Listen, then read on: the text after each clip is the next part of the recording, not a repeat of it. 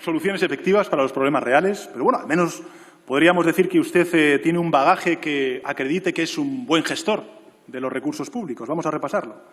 Usted ha desempeñado en su dilatada carrera política varios cargos públicos, siempre vinculados al Partido Popular. Por ejemplo, en el año 2013, la entonces presidenta de la Comunidad de Madrid, la señora Aguirre, le puso al frente de una fundación, en fin, probablemente muy importante dentro del organigrama de la Comunidad de Madrid, que era la Fundación para el Mecenazgo y el Patrocinio Social de la Región de Madrid. Un organismo, creo yo, que perfectamente prescindible, lo que hoy usted llamaría un chiringuito. Era un chiringuito innecesario, usted mismo lo dijo, yo no lo voy a discutir, usted sabrá. Pero al menos podía haber intentado hacer algo, señora Abascal, conseguir algún patrocinio, algún mecenazgo, por mínimo que fuese. ¿Pero qué consiguió usted durante su mandato? Nada, cero, no poco, nada.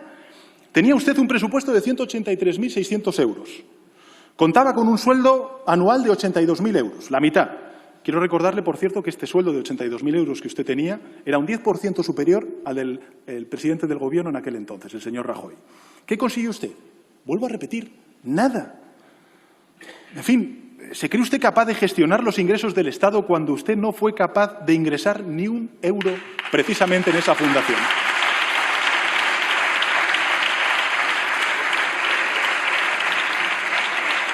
Hombre, ya vemos que no tiene soluciones, tampoco tiene, en fin, capacidad de gestión. Usted me dirá que tiene ideales, que tiene grandes valores. Bueno, vamos a comprobarlo, si tienen ustedes, y usted en particular, señora Abascal, ideales y valores. En primer lugar, hombre, yo creo que es bastante claro, es bastante evidente que usted el valor de la gratitud no lo tiene.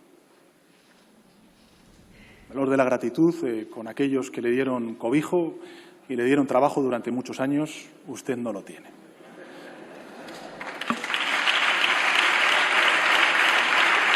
Y para ello voy a recordar un curioso pasaje de Marx, no de Groucho, en el que se relata la reacción de un terrateniente que la emprende con su esclavo negro en pleno centro de Londres a bastonazos. Es reprendido por un policía, por un bobby, y el terrateniente estadounidense dice lo siguiente: ¿qué tipo de país es este? Se indigna el terrateniente, en el que un caballero no puede azotar libremente a su esclavo. Esto es una dictadura. Ustedes hablan en serio cuando dicen que quieren recuperar ciertas libertades que han sido sustraídas en nuestro país. Porque efectivamente hubo un tiempo no tan lejano, nuestros padres, nuestros abuelos lo saben muy bien porque lo vivieron, lo sufrieron, en el que algunos tenían la libertad de despedir libremente a los trabajadores, de encarcelar libremente a los sindicalistas. Hubo un tiempo en el que en nuestro país la gente que mandaba tenía la libertad de cerrar libremente los medios de comunicación críticos, de adoctrinar libremente en el fascismo a los niños. Todavía están vivos muchos homosexuales, señor candidato, que en algún momento de sus vidas fueron insultados, golpeados y encarcelados, porque en este país hubo un tiempo en el que existía la libertad para los mandatarios de insultar, golpear e incluso encarcelar libremente a los homosexuales.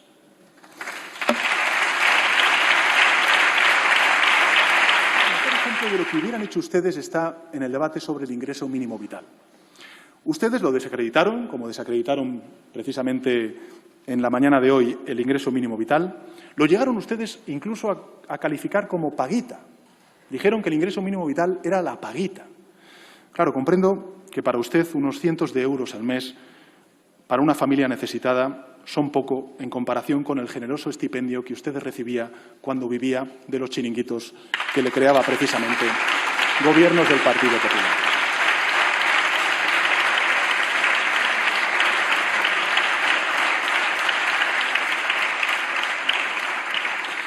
Otro problema real, señor candidato, es la violencia de género. Ya veo que usted no está preocupado por la violencia de género. A usted le preocupan casos muy puntuales, lamentables, pero muy puntuales, estadísticamente irrelevantes, de denuncias falsas de violencia de género. Claro, ¿cuál es la solución que plantea el señor candidato a la presidencia del Gobierno para acabar con esas denuncias? Pues ni más ni menos que acabar con la ley de lucha contra la violencia de género. Desde luego usted así, señor candidato, lo que va a hacer es acabar con las escasísimas denuncias falsas, pero también va a acabar con la abrumadora mayoría de denuncias verdaderas sobre violencia de género. Señor candidato, en su primera frase en la intervención de esta mañana, el peor gobierno de los últimos 80 años. La fecha no está elegida al azar, señorías. Esto nos lleva nada más y nada menos que al año 1940. Por tanto, creo que tenemos que hacer un poco de contexto y situar el debate también en esas fechas. Para el señor candidato a la presidencia del Gobierno de España en el año 2020, el Gobierno actual, criminal y dictatorial, es mucho peor que todos, absolutamente todos los gobiernos del dictador Francisco Franco. Peor que el gobierno que se inclinó ante Hitler. Peor que el gobierno que enroló a miles de jóvenes españoles para combatir bajo la bandera de la Cruz Gamada. Peor que el gobierno que persiguió, encarceló y ejecutó a miles de españoles una vez concluida la Guerra Civil. Peor que el dictador que dio un golpe de Estado a un gobierno legítimo. Peor que el gobierno que originó el mayor número de desaparecidos de la historia. Quiero recordarle, señora Abascal, que desgraciadamente nuestro país es el segundo país después de Camboya con más desaparecidos en el mundo. Peor que ese gobierno y, además, peor que otros gobiernos con un menor número de desaparecidos que España, como puede ser, por ejemplo, el dictador Videla en Argentina o Pinochet en Chile. Peor que el gobierno que proscribió la libertad de expresión, la libertad de prensa, que persiguió, ejecutó y encarceló a sindicalistas. Peor que el gobierno que entregó el suelo español y la soberanía nacional a cambio de un vergonzante reconocimiento internacional del régimen.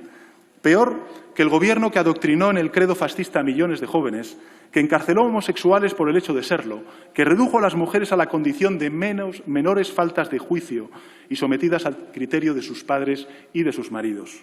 Peor que el gobierno que desterró a lo mejor de la intelectualidad española e impuso la férrea censura sobre la creación cultural.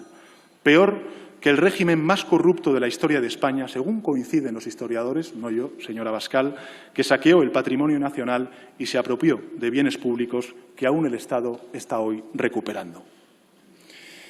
Estas, señorías, son expresiones que se han escuchado aquí desde esta tribuna, que se escuchan a diario, que además no se escuchan en pasquines marginales, sino en radios y en televisiones de amplio seguimiento social. Y estas son expresiones que son proferidas por la ultraderecha y que, desgraciadamente, son acogidas, algunas de ellas, con alborozo, cuando no jaleadas desde las bancadas de la derecha tradicional. Pues bien, esa es la nube de palabras, más bien la tormenta de palabras de la ultraderecha que hoy hemos vuelto a escuchar en su moción de censura, señor candidato. Criminales, golpistas, feminazis, invasión, bárbaros y también un virus chino.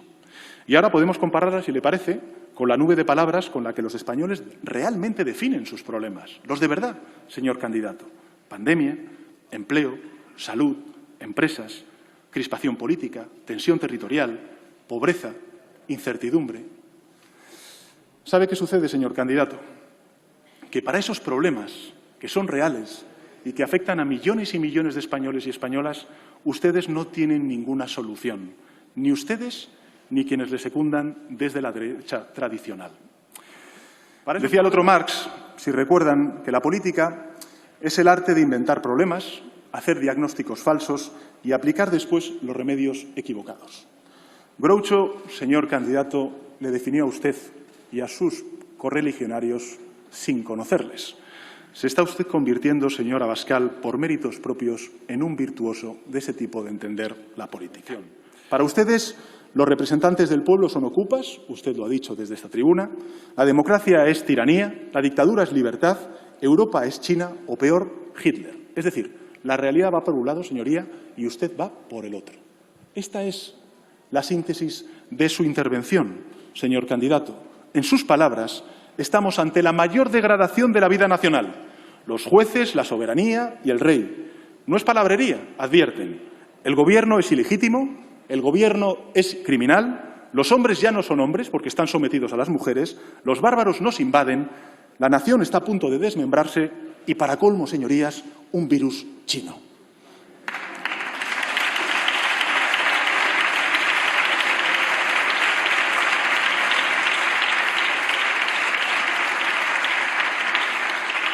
Pero atención, señorías, señor candidato. En su intervención, lo único que hemos escuchado no va más allá del insulto y la descalificación. No ha habido ninguna propuesta en su intervención, señora Abascal. Bueno, ha habido una propuesta, y es cómo tienen que ir sus señorías vestidos a esta Cámara. Luego usted dirá que Vox no es fascismo, es estilismo.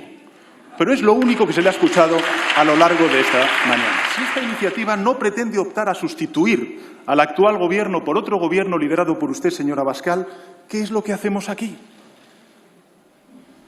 ¿Qué significado tiene esta moción de censura?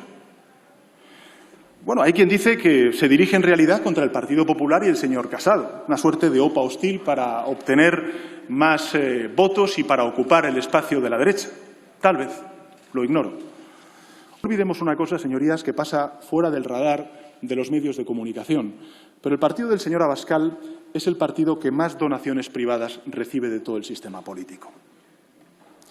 Pues bien, para esos problemas, todo lo que puede ofrecer a la sociedad española no es más que un alarido, un par de insultos y nada más, que es lo que hemos escuchado en sus intervenciones. El desarrollo económico y la transición digital, el cambio climático y la cohesión social, el empleo y la salud, esos no están en la agenda de sus problemas, señor candidato, tampoco la igualdad de género y mucho menos la pandemia.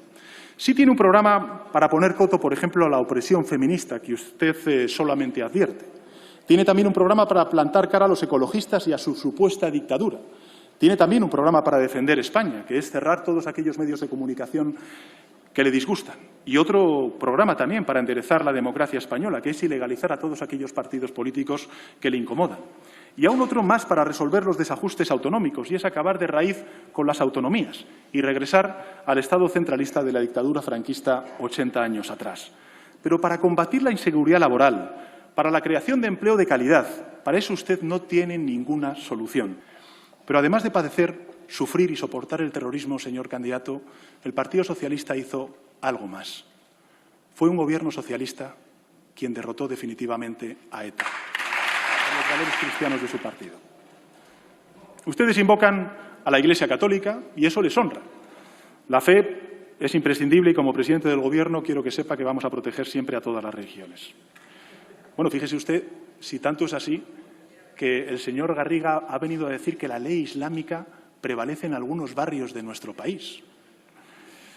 Pero, en fin, ustedes reivindican la Iglesia católica, eso les honra, la fe es imprescindible, vamos a proteger desde el Gobierno a todas las religiones. Pero, señor Abascal, señor candidato, ustedes desprecian la figura y el mandato de su máximo representante, que es el Papa Francisco. ¿Se ha dado cuenta usted de eso?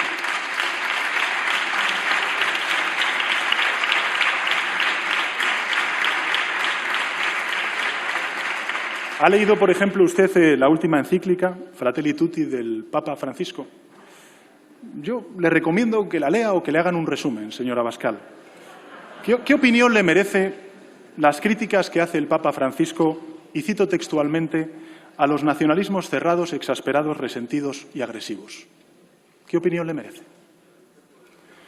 A los que utilizan, y vuelvo a citar textualmente a Papa Francisco, el mecanismo político de exasperar, exacerbar y polarizar para, y continúa el Papa, suscitar la desconfianza constante, aun disfrazada detrás de la defensa de algunos valores. ¿Qué opinión le merece, señor Abascal?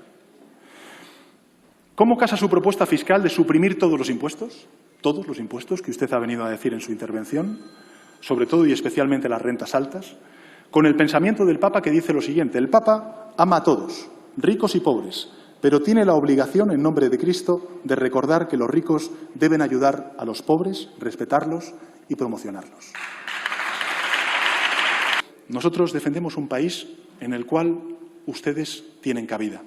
Esa es la gran diferencia, que en el modelo de país que ustedes defienden no cabe el 50% de los españoles.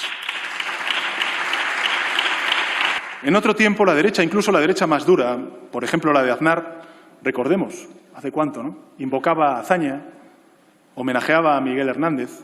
Hoy aquella derecha les obedece acobardada, acomplejada, arranca de las calles de Madrid la memoria de demócratas como Indalecio Prieto o como Largo Caballero, que promovió, por cierto, la reforma de la jornada laboral a 40 horas.